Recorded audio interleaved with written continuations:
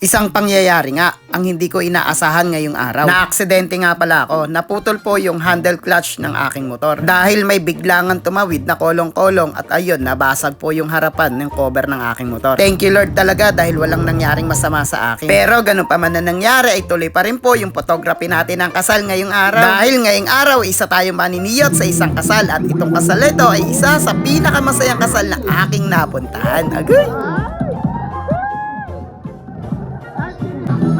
Kaya naman, ako nga po pala si Renren Gala, madalas vlogger, minsan photographer, kaya tara, samahan niyo ako.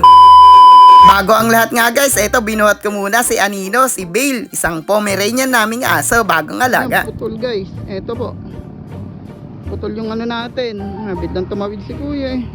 Habang nagbabiyahe nga ako papunta sa Barangay Labe, Bungabo Nueva Ecija, eto nabangga ko nga si kuya kasi bigla siyang tumawid. Nabasag nga rin po yung cover ng aking motor kasi tumama po ako sa bakal at iniwasan ko po siya. Guys, ito, aksidente nga naman, di naasahan, biglang tumawid lang si kuya eh. Kaya yun, sumabit, buti na lang aware po tayo. Bigla po siyang tumawid at naigilid po natin agad. Ayan. Buti tuloy tumama na putol. Yung kamay ko medyo tinamaan lang ng bahagya. Laking pasasalamat ko rin po sa Diyos dahil wala po nangyaring masama sa akin. Thank you po, maano na rin po kami. Pasensya na po, may kasal pa po kasi ako eh. So guys, medyo lang na, karoon lang ng aberya. Pero buti na lang, thank you Lord dahil walang nangyari sa ating masama. Ganun talaga guys, aksidente, di natin masasabi. Anytime pwede yan dyan sa kalsada. Kaya ingat na lang, keep safe talaga guys.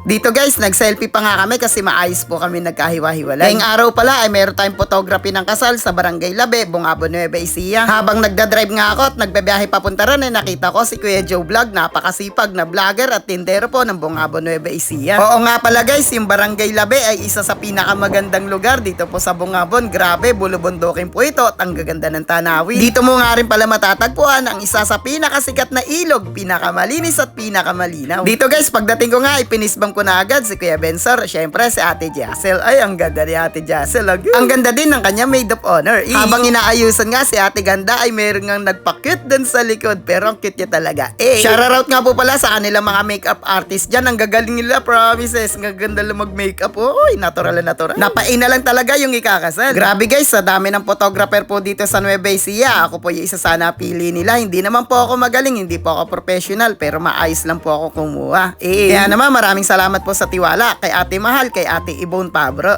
Ang photography ko kasi ay pangmasa lang, talagang pang budget meal lang talaga. Paglabas nga ng ating bride ay talagang kabado 20. Talaga namang ang ganda-ganda niya, pinagpapawisan agad na malapot. Alam naman natin guys na ang kasal ay isa sa pinaka-importante o mahalagang araw sa kanilang buhay. Kaya naman makikita mo talaga sa kanilang mga mukha yung mga kabado 20, bahagya. Dahil nga sa sobrang saya ni Kuya Benser ay napaluhan na siya nung nagbe-message siya kay Ate Jassel. Ganon din si Ate Jassel, talagang iyak niya ng iyak nung nagpapasalamat siya sa kanya mga magulang. After nga niyan guys, syempre ang hindi mawawala yung kainan dahil ito talaga yung pinuntahan ng karamihan. Kaya naman hindi tayo papahuli dahil ito ang kailangan natin para may lakas tayong pumitik at maniyot. Dito nga sa kasal nila guys, maraming luha at saya na naranasan dito dahil dito mo makikita yung tunay na pag-ibig ng bawat isa. Pero ganun pa man, yung mga luha na yun ay kailangan nating sumaya, kaya naman at tsara muna sila.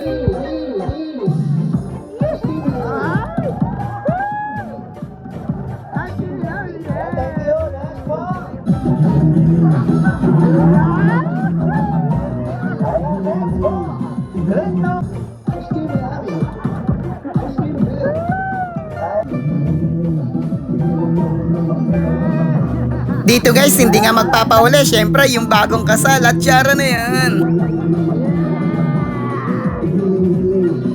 At dito, nagmensahe na rin po ang kanilang mga magulang para sa kanilang anak kung ano nga ba yung ikabubuti nila bilang bagong mag-asawa. At nilay hands na nga po pala sila at pinag-pray ng bawat isa. At may dumating nga galing ibang bansa, si Mami Noemi. Ganda talaga ni Mami.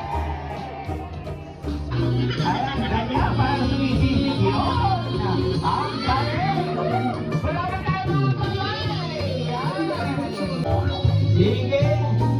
Ayan na. Ayan na po.